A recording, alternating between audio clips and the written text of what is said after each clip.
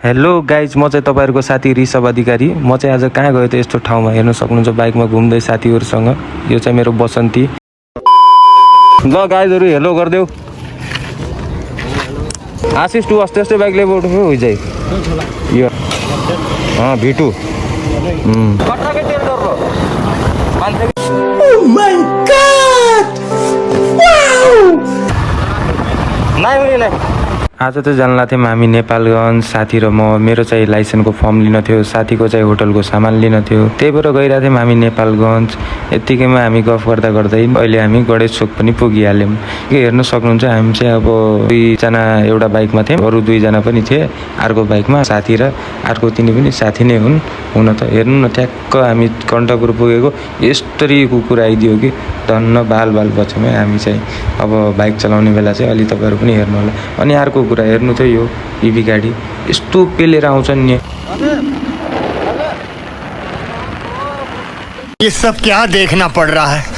अच्छा है मैं अंधा हूँ। ठीक है तो सुधर जाओ, सुन लो मेरी बात, ठीक है? थोड़े मैनर सीख लो, एथिकेट सीख लो, तमीज सीख लो और अपना काम धंधा ढूंढो कोई, ठीक है? ये क्या है?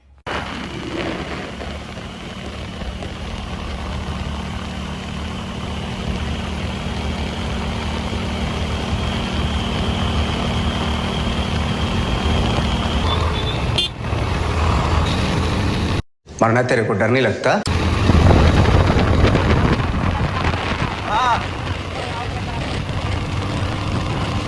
चलो हाथ जोड़ के मैं मोदी साहब से गुजारिश करता हूँ।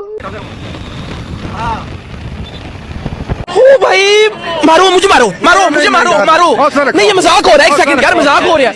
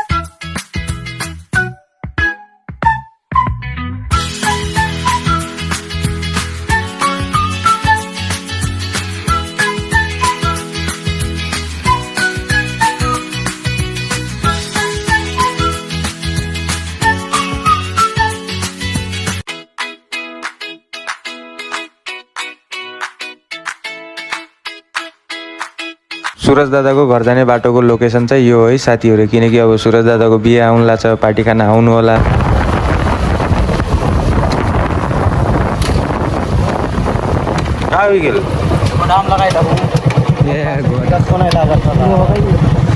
स्मार्ट कार्ड लिन आएको, हेर्नुहोस् गर्मीले परेसान। जति गर्मी भयो पनि म चाहिँ भिडियो खिच्न चाहिँ छोड्दैन है, म चाहिँ यस्तै हो। फाइनली हामीले बाइक बेचेर अहिले बाइक बेच्यौँ, हामीले अटो किन्यौँ। मालिक यही हुनुहुन्छ, नयाँ मालिक उहाँ नै हुनुहुन्छ अहिलेको। पैसा लिएर हिँड्ने कोसिस गरेर कि त्यतिकै हिँडिरहेछ।